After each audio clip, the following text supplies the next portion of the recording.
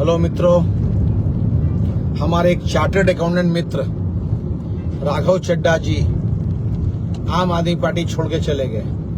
उनका जाना तो नक्की था, कब जाएंगे ये वेटिंग में था। होता क्या है कि being a chartered accountant Raghav Chadha ji को बहुत समझना चाहिए था कि जब उनकी शादी हुई उदयपुर में, तब उन्हें कौन से खर्चे किस तरीके से करने चाहिए थे। कौन से खर्चे कैश में किए, कौन से खर्चे चेक से किए। और फिर आया ईडी का नाकाबंदी, ईडी का रेड।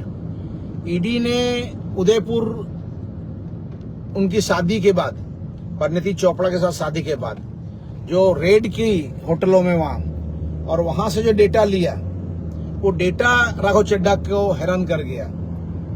उस डेटा पे बहुत जरा शादी वालों में ढोल का, फूल का, बैंड बाजे का और बहुत सारी एक्टिविटीज जिसका पेमेंट राघव चड्ढा की शादी में कैश से हुआ था, जो सही महीने में हिसाब देना चाहिए तो देने में नहीं आया।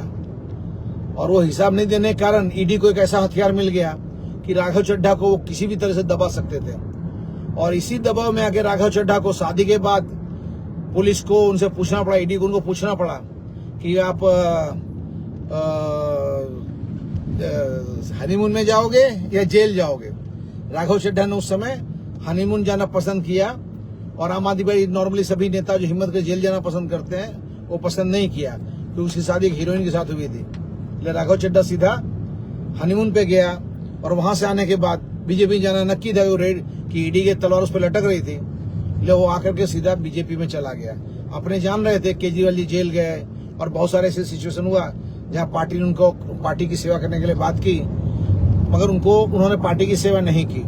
अपने सब जानते हैं कि राज्यसभा का सदस्य कोई छोटी मोटी बात नहीं होती है।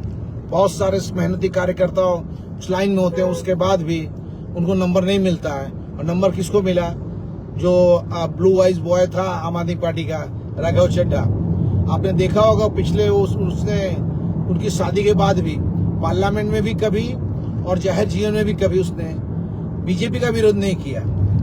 ईडी वालों ने इतनी जोरदार नाक उसकी दबाई थी कि उसकी ताकत नहीं थी कि वो जाहिर में होकर के और बीजेपी का विरोध कर सके। अपना पोताना प्लेटफॉर्म ललकार ने लाइक करो, फॉलो करो, सब्सक्राइब करो અને શેર કરો।